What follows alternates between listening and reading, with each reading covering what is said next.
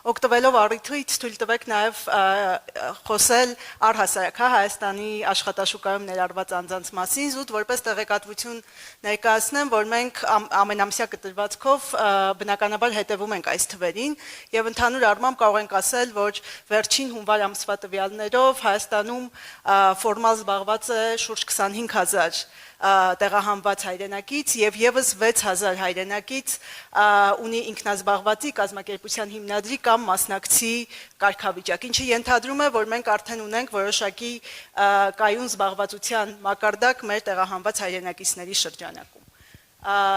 Տիկին Անդրեասյան, երևի թե անցնենք ոչ պակաս կարևոր, ես նույնիսկ ասեի ամենակարևոր հարցերից մեկին, կրթությանը։ Կառավարության համար տեղահանման հենց առաջին օրերից կրթության շարունակականության ապահովումը կարևոր գերակայություն էր հռչակված, ինչը վերաբերում էր ինչպես դպրոցահասակ երեխաների կրթությանը, այնպես էլ մասնագիտական եւ բուհական կրթությանը։ Կխնդրեի մի փոքր խոսել, թե ինչ իրավիճակ ունենք այսօր եւ ինչպիսին է լինելու առաջիկայում կառավարության քաղաքականությունը այս շատ կարևոր ուղղությամբ։ Շնորհակալություն մեծարգո վարչապետ, հարգելի գործընկերներ, սիրելի ներկաներ, ես էլ կուզեի իսկապես կարևորել այսօրվա խոսակցության հնարավորությունը, որովհետև գիտեք մի բան է, երբ որ ամեն մեկս մեր ոլորտում, մեր ուղղությամբ, նաև ամենօրյա կապի միջոցով աշխատանք ենք անում, բայց շատ կարևոր է, որ նաև այս համատեղ քննարկման միջոցով ընդհանուր պատկերը, ընդհանուր քննարկումը հնարավոր դառնա եւ սա նաև վստահ եմ թույլ է տալիս հասկանալ մեր աշխատանքը լավարկելու եւ հետագա աշխատանքում նաև փոխադարձ կապերը հաշվի առնելու եւ համագործակցորեն նաև նոր արդյունքներ գրանցելու հնարավորությունները։ Եվ այդ իմաստով պետք է ասեմ, որ այն, ինչ ունենք այս պահին, նույնպես այդ համագործակցության արդյունքն է, որի համար կարծում եմ, որ իսկապես միանալով Տիկին Ավանեսյանին պետք է շնորհակալություն հայտնել մեր հայրենակիցներին եւ մեր բոլոր այն տեղում աշխատող մարդկանց, որոնք ամենօրյա իրենց ջանքով այս համատեղ ներառումը դարձրել են հնարավոր եւ առաջին հերթին ուզում եմ հիշել մեր ուսուցիչներին եւ դպրոցներին, որովհետեւ այդ դժվար օրերին, հենց առաջին օրերին ես ինքս առիթ ունեցել եմ լինել դպրոցներում եւ տեսել եմ, որ հենց վերադարձի հաջորդ օրերին երեխաները արդեն մեր դպրոցներում էին եւ այս օրերին հատկապես կրթական միջավայրը ոչ միայն կրթության իրավունքի շարունակության շատ կարեւոր քայլ էր, այլ նաեւ հոգեբանական ու սոցիալական այն ապահովության միջավայրի ձևավորումը, որը այդքան կարևոր էր նաև հատկապես մեր երեխաների համար եւ ես վստահ եմ, որ այստեղ մենք այդ աշխատանքը նաև այդ ուղղությամբ հաջողել ենք, որովհետեւ մեծ ծավալի համակարգի մասին ենք խոսում եւ այսօր էլ մեր դպրոցներում են 20200 երեխաներ, որոնք հաջողությամբ ինտեգրված են եւ ես մեծ հաջողությամբ նկատում եմ նաեւ նրանց հաջողությունները, երբ որ օրինակ մեր օլիմպիադաների մասնակիցների շրջանում հաջողություններ գրանցած մեր երեխաների շրջանում մեծ ուրախությամբ տեսնում եմ, որ տեղահանված մեր հայրենակիցները շարունակում են գործել, հաջողություններ գրանցել եւ դա շատ տեսանելի է։ Ես արդեն նշեցի, որ այսօր մեր դպրոցներում 20200 երեխաներ կրթվում են եւ այդ կրթության իրավունքի ապահովումը սկսվել է բառացիորեն նույն րոպեին, երբ որ եղել է հնարավորությունը ֆիզիկապես, բայց միևնույն ժամանակ կառավարությունը շատ արագ է արձագանքել նաև մասնագիտական կրթության իրավունքի շարունակականության եւ ապահովման հարցերին ու սա ես կուզեմ հատուկ ընդգծել, որովհետեւ գիտեք,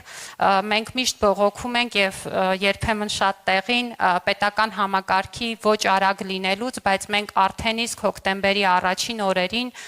ունեցել են կառավարության որոշումներ, որով կարգավորվել է թե քոլեջներում եւ թե բուհերում ուսանողների կրթության շարունակականության հարցը եւ մասնավորապես ներդրվել է թե կրթաթոշակի կարգ, որով ամբողջությամբ կարգավորվել է ուսման վարձի փոխհատուցման խնդիրը եւ թե նաեւ փաստաթղթային հարցերին են տրվել լուծումներ, որովհետեւ շատ հասկանալի է, որ ոչ բոլոր փաստաթղթերը, որոնք պահանջվում են ուսանողների տեղափոխման համար, կրթությունը շարունակելու համար հնարավոր էր լինում ապահովել եւ մենք էապես հեշտացրել եւ դյուրինացրել ենք process-ները, որպեսզի որևէ մեր ուսանող դուրս չմնա կրթությունից եւ իր կրթությունը շարունակի եւ պետք է ասեմ, որ այս պահին էլ համակարգում ունենք ավելի քան 3200 ուսանողներ, որոնք սովորում են մեր քոլեջներում եւ բուհերում եւ շատ կարևոր եմ համարում ընդգծել, որ այդ աջակցությունը եղել է ոչ միայն 2023-ին, այլև մենք շարունակում ենք թե 2024-ին, թե 25-ին մեր բուհեր եւ քոլեջներ ընդունված առաջին կուրսեցիներին տրամադրել կրթաթոշակ, որով որ նրանք կարողանում են իրենց կրթությունը շարունակել եւ մասնագիտական կրթության ճանապարհն անցնել, որը շատ կարևոր է նաեւ մրցունակության եւ հետագա նաեւ զբաղվածության ու աշխատանքի համար եւ կարծում եմ, որ այս քաղաքականությունը կշարունակենք արդեն բարձրագույն կրթության եւ գիտության նոր օրենքի պայմաններում, որտեղ մշակվում է կրթաթոշակի նոր կարգ եւ որտեղ արդեն ընդհանուր տրամաբանության մեջ կփորձենք լուծումներ գտնել։ Այստեղ մի հանգամանքի վրա եմ ուզում շեշտադրում անել։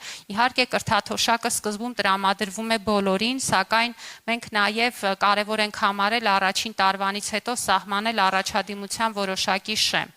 Ու ինչու ենք սա արել, որովհետև մեզ բացի նրանից, որ ուսանողը ներգրավված է ուսումնական հաստատությունում, շատ կարևոր է ինչպես է նա սովորում։ Եվ կարծում եմ, որ բավարար առաջադիմությունը այն նվազագույն պայմանն է, որը թույլ է տալիս նաև մեզ, որպես պետություն,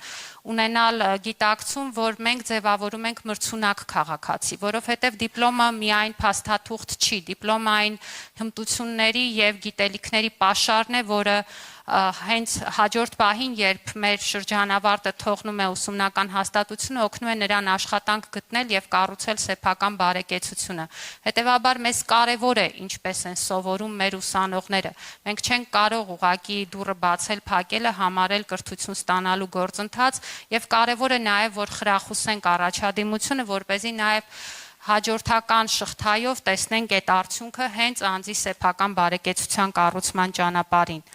Պետք է ասեմ նաև, որ մենք հասկանալով, որ մեր հայրենակիցները էլի շատ ակնհայտ պատճառներով ոչ միշտ է, որ իրենց հետ կունենան փաստաթղթեր, որոնք վկայում են իրենց մասնագիտական կրթությունը եւ կարող են նաև օգնել իրենց հետագա զբաղվածություն գտնելու, առանձին կարգ մշակեցինք նաև ավարտական փաստաթղթերի տրամադրման այն պայմաններում, երբ որ քաղաքացիները դրանք չունեին, կորցրել էին եւ կարիք կար դա վերականգնելու ու շատ ուրախ եմ, որ այս ուղղությամբ նույնպես 1000-ից ավել քաղաքացիներ մինչեւ այս պահը մեզ դիմել են եւ ստացել են իրենց անհրաժեշտ կրթական աստիճանի փաստաթղթերի կրկնօրինակները, դրանց մեծ մասը հենց մասնագիտական կրթության, բուհական կրթության դիպլոմներ են եւ վստահ եմ, որ զբաղվածության այն թվերը, որ հնչեցրեցիք, առնվազն այս մասով նաեւ այս դիպլոմների տրամադրումը աջակցել է, որպեսզի զբաղվածության այդ գործընթացը տեղի ունենա եւ նաեւ մասնագիտական կրթության հավաստման փաստաթղթերը համապատասխան աշխատանքի պարագայում դառնան հիմք եւ ստեղծեն հնարավորություն այդ աշխատանքի անցնելու։ Կարևոր եմ համարում նաև երկրորդելով գործընկերներից նշել, որ մեզ համար էլ ուսուցչական այն ռեսուրսը, որ կար, կարևոր էր պահպանել եւ մենք հենց 23 հոկտեմբերից ներդրեցինք կարգ, որով Ղարաբաղից տեղահանված ուսուցիչները ստանում էին հնարավորություն արտամրցութային կարգով անցնելու աշխատանքի մեր դպրոցներում եւ այս պահին արդեն 600-ից ավել ուսուցիչներ այս ընթացակարգերի շնորհիվ աշխատում են մեր դպրոցներում եւ մենք նաեւ լրացուցիչ հավելավճարի հնարավորություններ ստեղծեցինք 30% հավելավճար էր տրամադրվում վարձատրությանը, իսկ մի քանի համայնքների պարագայում նաեւ ֆիքսված 50,000 դրամ ամսական, որը հնարավորություն է տալիս նաեւ հավելյալ սոցիալական աջակցություն տրամադրել, հաշվի առնելով նաեւ առաջին փուլի այն մեծ դժվարությունները, որ կարող էին առաջանալ եւ շատ կարեւորում եմ, որ այս ուրեմն աշխատանքը նույնպես հաջող արդյունք տվեց եւ այն ուսուցիչները, որոնց մասին մենք խոսում ենք, ես նրանց հաճախ եմ մեր դպրոցներում հանդիպում եւ կուզեի մի դրվագ պատմել, մենք մի ծրագիր ունենք, որը այն մասին է, որ մեր տարբեր համայնքների դպրոցների սովորողներ կարող են միմյանց հյուր գնալ եւ 2 շաբաթով բնակվել այլ բնակավայրում եւ հաճախել այդ դպրոցը, դա կոչվում է իմ դպրոցը համայնքում եւ դա նաեւ հնարավորություն է տալիս մեր տարբեր բնակավայրերի երեխաների միջև ձևավորել այս ցանցերը եւ նաեւ մեծացնել մեր հայրենիքի ճանաչելիությունը եւ շատ հետաքրքիր էր, որ Սյունիքի մեր մի բնակավայրի երեխաները հյուրընկալվում էին Կոտայքի մարզի